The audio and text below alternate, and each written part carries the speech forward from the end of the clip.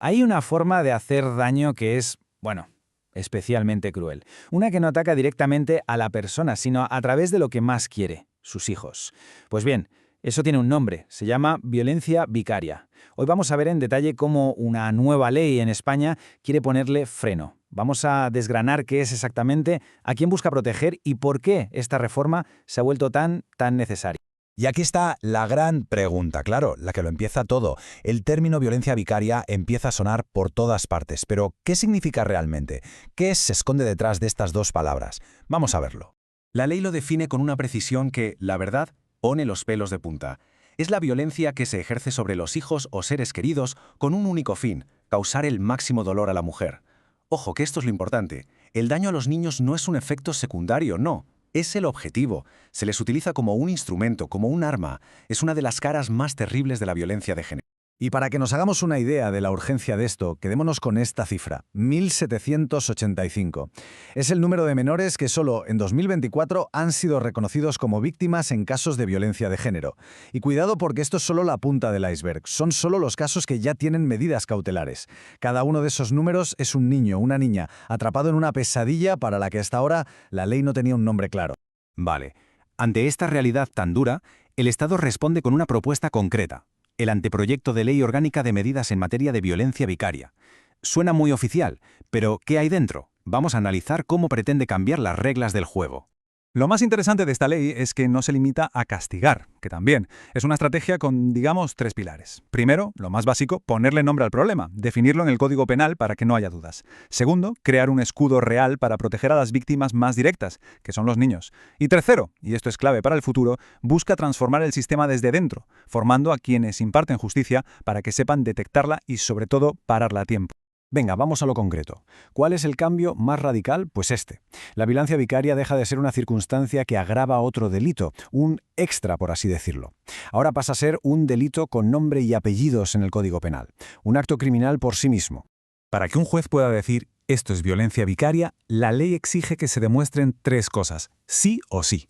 Primero, la intención. Tiene que haber una voluntad clara de hacer sufrir a la pareja o expareja. Segundo, la víctima instrumentalizada. El ataque tiene que ser contra un hijo u otro ser querido.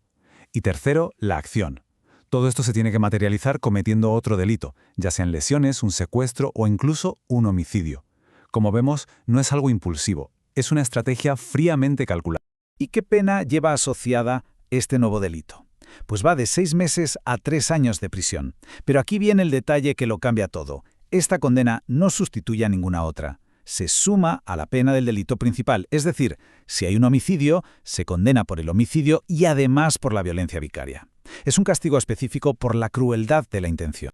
Y aquí la ley se pone al día, se adapta a nuestro siglo. Porque la violencia hoy no siempre acaba con el acto físico. Por eso se prohíbe al agresor publicar o difundir cualquier cosa relacionada con el crimen. Se busca cortar de raíz ese goteo de tormento psicológico, esa humillación pública, una medida que puede durar hasta 20 años, que se dice pronto.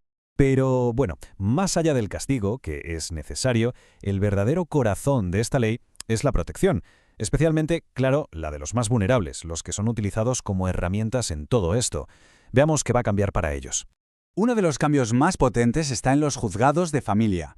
Fijaos, hasta ahora, escuchar a un menor en un proceso de custodia o de visitas era, algo opcional para el juez. Con esta ley se acabó. Pasa a ser una obligación. La voz del menor se convierte en una pieza indispensable del puzzle. Hay que escucharle antes de tomar cualquier decisión que le afecte.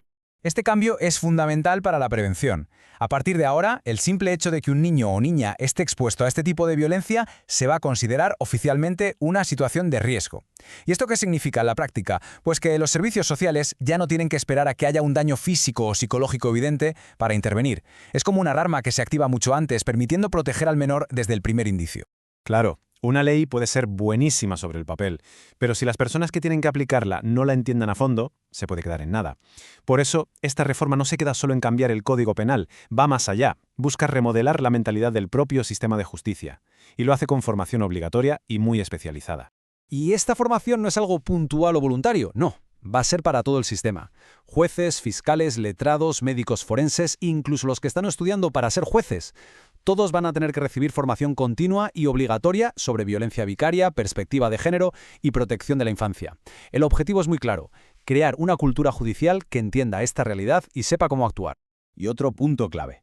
Para poder mejorar, primero hay que saber qué estamos midiendo. Por eso, la ley obliga a crear estadísticas específicas para los casos mortales de violencia vicaria. Como dice el propio texto, lo que no se nombra no existe, y lo que no se cuenta es imposible de combatir de forma eficaz.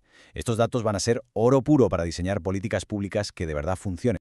Y acabamos con una reflexión que hace el propio análisis de la ley, una reflexión que es la verdad profundamente agridulce. Dice que la necesidad de crear una ley como esta no es un motivo para celebrar, sino la constatación de una realidad social terrible. Y esto nos deja con una pregunta final que quizás es la más importante de todas.